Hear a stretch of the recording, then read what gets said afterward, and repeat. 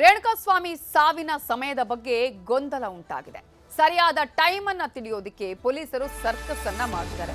ಯಾವ ಸಂದರ್ಭದಲ್ಲಿ ಯಾವ ಸಮಯದಲ್ಲಿ ಆತ ಸಾವನ್ನಪ್ಪಿದ್ದಾನೆ ಈ ಹಿನ್ನೆಲೆಯಲ್ಲಿ ಪೊಲೀಸರು ಎಲ್ಲಾ ರೀತಿಯ ಮಾಹಿತಿಯನ್ನ ಕಲೆ ಹಾಕ್ತಿದ್ದಾರೆ. ವಿಧಿವಿಜ್ಞಾನ ತಜ್ಞರ ಮೊರೆ ಹೋಗಿದ್ದಾರೆ ಪೊಲೀಸರು.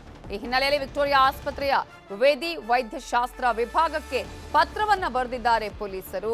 ಯಾವ ಸಮಯಕ್ಕೆ ರೇಣುಕಾಸ್ವಾಮಿ ಸಾವನ್ನಪ್ಪಿದ್ದಾನೆ ಅದರ ಬಗ್ಗೆ ವರದಿಗೆ ಈಗ ಪತ್ರವನ್ನ ಬರೆದಿದ್ದಾರೆ. ಯಾಕಂದ್ರೆ ಈ ಸಮಯ ಇದೆಯಲ್ಲ ಬಹಳ ಇಂಪಾರ್ಟೆಂಟ್ ಆಗತ್ತೆ ಇವರ ತನಿಖೆಗೆ. ಅದರಲ್ಲೂ ಕೂಡ ಯಾವ ಸಂದರ್ಭದಲ್ಲಿ ಸತ್ತ, ಯಾವ ಒಂದು ಘಟನೆ ಆಗುವಂತ ಸಂದರ್ಭದಲ್ಲಿ ಅಂದ್ರೆ ಹಲ್ಲೆಯನ್ನ ಮಾಡುವಂತಹ ಸಂದರ್ಭದಲ್ಲಿ ಈತ ಸಾವನ್ನಪ್ಪಿದ್ನ, ಇವೆಲ್ಲದರ ಬಗ್ಗೆ ಅಂದ್ರೆ ಬಂದಿದ್ದು ಹೋಗಿರೋದು, ದರ್ಶನ್ ಬಂದ ಸಮಯ ಆಗಿರ್ಬೋದು ಅಥವಾ ಇವರು ಅಲ್ಲಿಂದ ಬಂದಿರುವಂತಹ ಸಮಯ ಆಗಿರ್ಬೋದು, ಇವೆಲ್ಲದರ ಬಗ್ಗೆ ಕೂಡ ಮಾಹಿತಿ ಬೇಕಾಗುತ್ತೆ. ಈ ಹಿನ್ನೆಲೆಯಲ್ಲಿ ಪೊಲೀಸರ ತನಿಖೆಗೆ ಮೃತಪಟ್ಟ ಟೈಮ್ ಕೂಡ ಸಹಾಯ ಆಗುತ್ತೆ. ಆ ನಿಟ್ಟಿನಲ್ಲೂ ಕೂಡ ಪೊಲೀಸರು ಈಗ ವರ್ಕ್ ಮಾಡ್ತಾ ಇದ್ದಾರೆ.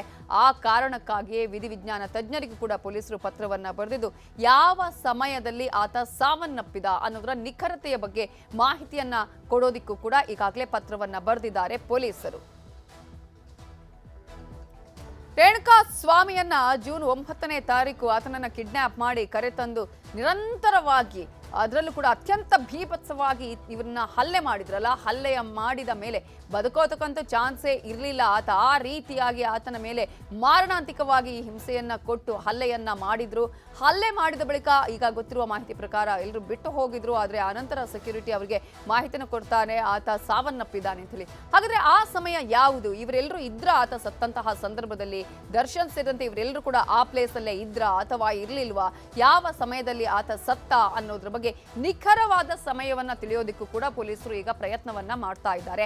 ಸ್ವಾಮಿ ಸಾವಿನ ಅಸಲಿ ಸಮಯದ ಬಗ್ಗೆ ವಿಕ್ಟೋರಿಯಾ ವೈದ್ಯಶಾಸ್ತ್ರ ಪ್ರಾಧ್ಯಾಪಕರಿಗೆ ಪೊಲೀಸರು ಪತ್ರವನ್ನ ಬರೆದಿದ್ದಾರೆ. ಯಾವ ದಿನ ಯಾವ ಟೈಮ್ಗೆ ಆತ ಮೃತಪಟ್ಟಿದ್ದಾನೆ ಅನ್ನುವಂತಹ ವರದಿ ಕೊಡಬೇಕು, ಸ್ಪಷ್ಟವಾದಂತಹ ವರದಿ ಕೊಡಬೇಕು ಅಂತ ಹೇಳಿ ಪೊಲೀಸರು ಪತ್ರವನ್ನ ಬರೆದಿದ್ದಾರೆ. ಮೃತನ ಜಠರದಲ್ಲಿ ಎಷ್ಟು ಗಂಟೆಯವರೆಗೂ ಕೂಡ ಆಹಾರ ಇರುತ್ತೆ. ಹಾಗಾಗಿ ಸ್ವಾಮಿ ಸಾವಿನ ಅಸಲಿ ಸಮಯ ಪತ್ತೆಗೆ ಖಾಕಿ ಎಲ್ಲಾ ರೀತಿಯಾದಂತಹ ತಯಾರಿಯನ್ನ ಸರ್ಕಸ್ ಅನ್ನ ಮಾಡ್ತಾ ಇದೆ. ರೇಣುಕಾಸ್ವಾಮಿ ಕೊಲೆಯ ತನಿಖೆ ಮತ್ತಷ್ಟು ಚುರುಕನ್ನ ಪಡೆದುಕೊಂಡಿದೆ. ಕೊಲೆ ಪ್ರಕರಣದ 66 ವಸ್ತುಗಳನ್ನ ಎಫ್ಎಸ್ಎಲ್ಗೆ ರವಾನೆ ಮಾಡಲಾಗಿದೆ. ರೇಣುಕಾಸ್ವಾಮಿ ಧರಿಸಿದಂತಹ ವಸ್ತುಗಳ ಅಂದ್ರೆ ಆತನ ಜೊತೆ ಇದ್ದಂತಹ ವಸ್ತುಗಳು ಆಗಿರ್ಬೋದು, ಬಟ್ಟೆ ಆಗಿರ್ಬೋದು, ಇವೆಲ್ಲವನ್ನ ಕೂಡ ರವಾನೆ ಮಾಡಲಾಗಿದೆ. ಕೊಲೆಗೆ ಸಂಬಂಧಪಟ್ಟಂತಹ ಸಿಸಿಟಿವಿ ಫುಟೇಜ್ಗಳು ಜೊತೆಗೆ ಮೊಬೈಲ್ ಫೋನ್ ಅನ್ನ ಕೂಡ ಈಗಾಗಲೇ ಎಫ್ಎಸ್ಎಲ್ಗೆ ರವಾನೆ ಮಾಡಲಾಗಿದೆ. ಒಂದೇ ಒಂದು ಸಾಕ್ಷ್ಯ ಮಿಸ್ ಆಗಬಾರ್ದು ಈ ಪ್ರಕರಣದಲ್ಲಿ ಅಂತ ಹೇಳಿ ಖಾಕಿ ಅಲರ್ಟ್ ಆಗಿದೆ. ಎಲ್ಲಾ ರೀತಿಯಾದಂತಹ ಸಾಕ್ಷ್ಯವನ್ನ ಕಲೆ ಹಾಕಿ ಎಫ್ಎಸ್ಎಲ್ಗೆ ಕಳುಹಿಸಲಾಗಿದೆ. ಅದರಲ್ಲಿ ನಿಖರವಾದ ಮಾಹಿತಿಯನ್ನ ಪಡ್ಕೊಳ್ಳುವಂತಹ ಪ್ರಯತ್ನವನ್ನ ಕೂಡ ಈಗಾಗಲೇ ಪೊಲೀಸರು ಮಾಡ್ತಾ ಇದ್ದಾರೆ. ಯಾಕಂತ ಹೇಳಿದ್ರೆ ಈಗಾಗಲೇ ಅವರು ಯಾವೆಲ್ಲ ತನಿಖೆಯನ್ನ ಮಾಡಿದ್ದಾರೆ ಚಾರ್ಜ್ ಶೀಟ್ ನಲ್ಲಿ ಎಲ್ಲವನ್ನ ಉಲ್ಲೇಖ ಮಾಡಬೇಕಾಗುತ್ತೆ. ಜೊತೆಗೆ ಸಾಕ್ಷ್ಯ ಸಮೇತವಾಗಿ ಅದರ ಬಗ್ಗೆ ಉಲ್ಲೇಖವನ್ನ ನೀಡಬೇಕಾಗುತ್ತೆ.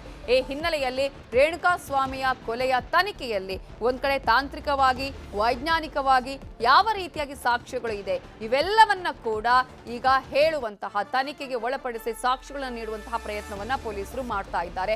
ಕೊಲೆಗೆ ಸಂಬಂಧಪಟ್ಟ ಹಾಗೆ ಏನೆಲ್ಲ ಸಿಸಿಟಿವಿ ಫುಟೇಜ್ ಸಿಕ್ಕಿದೆ, ಯಾವ ರೀತಿಯಾಗಿ ಅದು ಪ್ರಕರಣಕ್ಕೆ ಸಾಕಷ್ಟು ಸಹಕಾರಿಯಾಗುತ್ತೆ ಅದರ ಬಗ್ಗೆ ಕೂಡ ಈಗಾಗಲೇ ಪೊಲೀಸರು ಎಫ್ಎಸ್ಎಲ್ಗೆ ಅದನ್ನ ಕಳುಹಿಸಿದ್ದಾರೆ.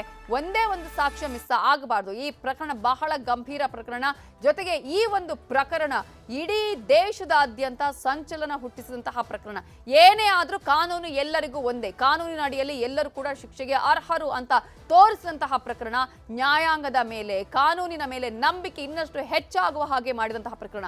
ಹಾಗಾಗಿ ಈ ಪ್ರಕರಣದಲ್ಲಿ ಯಾವುದೇ ರೀತಿಯಾದಂತಹ ಲೋಪ ಆಗಬಾರ್ದು ಅಂತ ಪೊಲೀಸರು ಎಲ್ಲಾ ರೀತಿಯ ಎಚ್ಚರಿಕೆಗಳನ್ನ ವಹಿಸಿದ್ದಾರೆ.